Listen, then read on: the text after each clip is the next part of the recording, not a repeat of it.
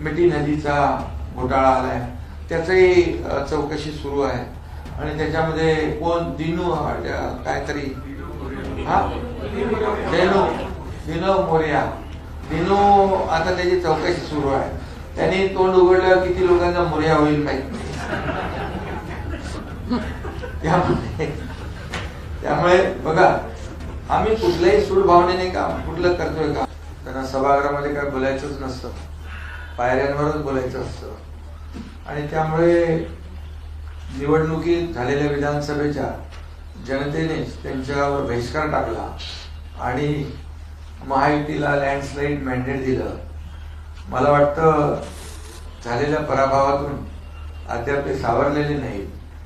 आणि त्यामुळे त्यांनी मगाशी मुख्यमंत्री महोदयांनी सांगितलं ते पत्र, त्याचं साईज वाढलेली आहे, कारण त्यांच्या विरोधी पक्षाच्या आमदारांची संख्या कमी झाल्यामुळे पत्राची साईज वाढवलेली दिसते, मांड मोठा केला. त्यामुळे मला वाटतं खरं म्हणजे सरकार सकारात्मक आहे. चर्चा करण्यासाठी अधिवेशन, लोकांना प्रश्नाला लोकांच्या वाचा फोडण्यासाठी असतं, न्याय देण्यासाठी असतं आणि त्याचबरोबर लोकांचे विविध प्रश्न सोडवणूक करून घेण्यासाठी आपलं अधिवेशन असतं.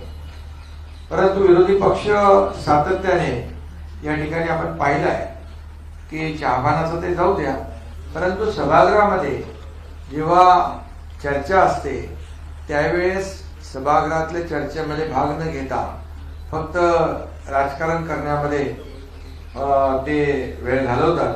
आता मराठी भाषेच्या बाबतीमध्ये त्यांनी जे काही जो स्टँड घेतलाय त्या बाबतीमध्ये माननीय मुख्यमंत्री महोदयांनी सविस्तर त्याच्यावर सांगितलंय.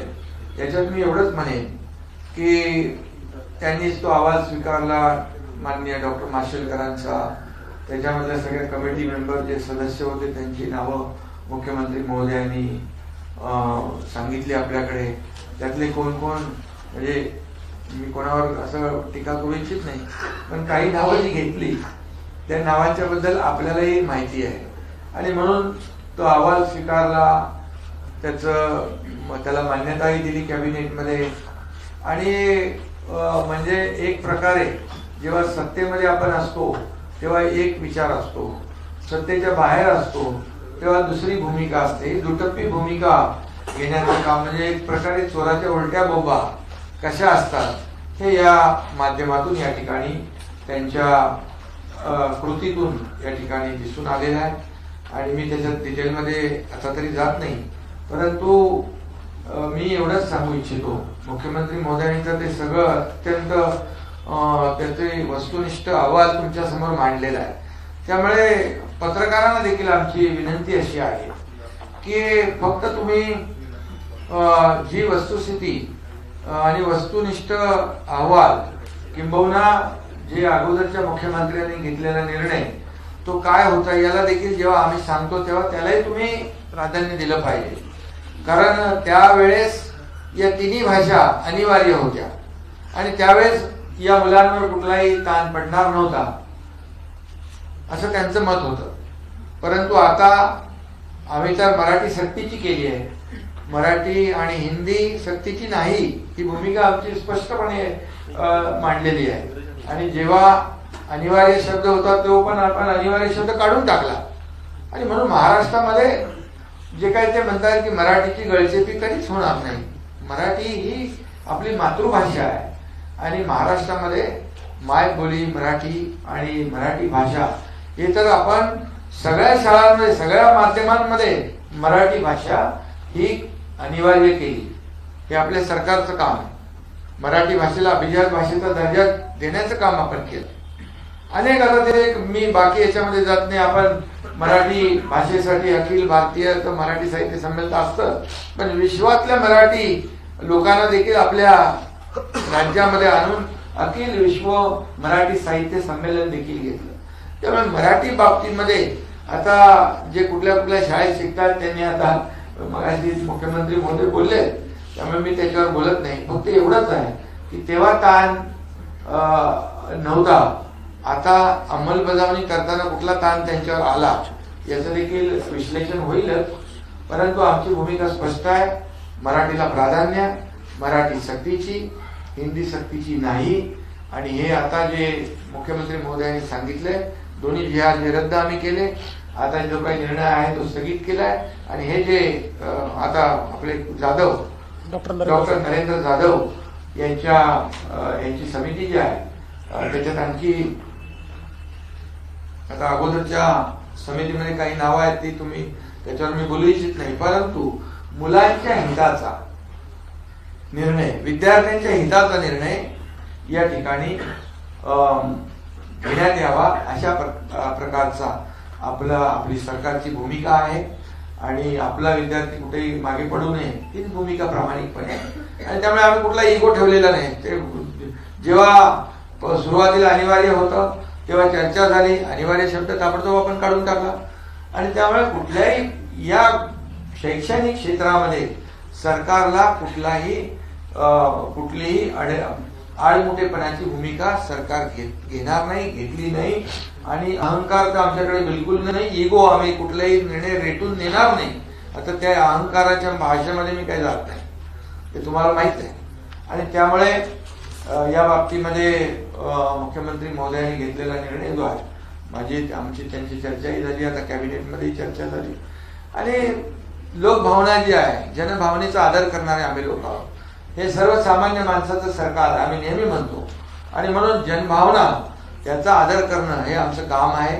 पूर्वी आमचं महायुतीचं सरकार यायच्या पूर्वी काय काय जनभावना, काय काय आदर केले, सन्मान केले आणि काय काय भूमिका स्वतःच्या पुढे रेटण्याचं काम केलं, त्यामुळे राज्याला किती मागे नेण्याचं काम केलं, हे तुम्ही सगळ्यांनी पाहिलेलं आहे. त्यामध्ये मी जात नाही. पण जो निर्णय आज मुख्यमंत्री महोदयांनी घेतलाय तो महाराष्ट्राच्या आणि विद्यार्थ्यांच्या, मराठीच्या आणि सर्वच विद्यार्थ्यांच्या हिताचा निर्णय आहे. आणि मला वाटतं याच्यातून चांगलं आउटपुट मिळेल. आणि यामध्ये शेवटी मुलं जी आहेत आपल्या देशाचं भवितव्य आहे. आणि त्यामुळे त्यांना जास्तीत जास्त फायदा झाला पाहिजे त्यांच्या शैक्षणिक आयुष्यामध्ये. हीच भूमिका सरकारची आहे, आमची कुठलीही दुसरी भूमिका नाही. आणि मराठीची गळचेपी तर म्हणजे जे आता मगाशी म्हणालो मी, चोराच्या उलट्या बोंबा, ते याच्यासाठीच की त्याचे अनेक उदाहरणं आहेत. पण मी आज ते देऊ इच्छित नाही. मी वेगळेपणाने ती सांगेन सभागृहामध्ये देऊ. त्याबरोबर त्यांनी आणखी काही काही प्रश्न विचारले. त्यांच्या ह्याच्यामध्ये भ्रष्टाचाराचा विषय त्यांनी घेतलेला आहे. तर भ्रष्टाचार झाला म्हणून त्याच्यावर आमच्यावर आरोप केले.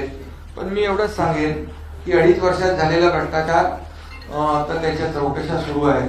त्यामध्ये खिचडी घोटाळा असेल, बॉडी बॅग घोटाळा असेल, आता तर तो कुठला नवीन एक घोटाळा आलाय, मिठी नदीचा घोटाळा आलाय, त्याचंही चौकशी सुरू आहे.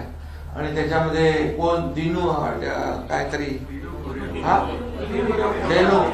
दिनू मोरिया, दिनू, आता त्याची चौकशी सुरू आहे. त्यांनी तोंड उघडल्यावर किती लोकांचा मोर्या होईल माहित नाही. त्यामुळे बघा, आम्ही कुठल्याही सूड भावनेने काम कुठलं करतोय का? बिलकुल नाही. पण जे झालेलं आहे, ज्या घटना घडलेल्या आहेत, जो भ्रष्टाचार झालेला आहे रस्त्यांमध्ये वगैरे, तो तर समोर त्यांनीच आणला ना. आम्ही रस्ते, जेव्हा मी मुख्यमंत्री होता, आम्ही दोघांनीच तो निर्णय घेतला ना आपण आयुक्तांना बोलवून की का बाबा दरवेळी पावसाळ्यामध्ये खड्ड्यातून प्रवास करावा लागतो, अपघात होतात, बळी जातात, का कॉन्क्रीटचे रस्ते करत नाही. मग आम्ही निर्णय घेतला 2 फेजमध्ये. आता फेजमध्ये निर्णय घेतल्यानंतर दरवर्षी जे खड्डे भरण्याचं, काळ्याचं डांबराचं पांढऱ्याचं काळं करण्याचा रस्ता बंद झाला. त्यामुळे ऑडिट सुरू झालं, हे झालं. मग ते बिलो अभाव आम्हाला तर काय माहीतच नाही बाबा ते, परंतु त्यांच्यामध्ये ते एक्सपर्ट आहेत. आणि त्यामुळे ह्या सगळ्या ह्याच्यातून जी काही चौकशी आहे आणि ते जे काही सत्य आहे ते सत्य बाहेर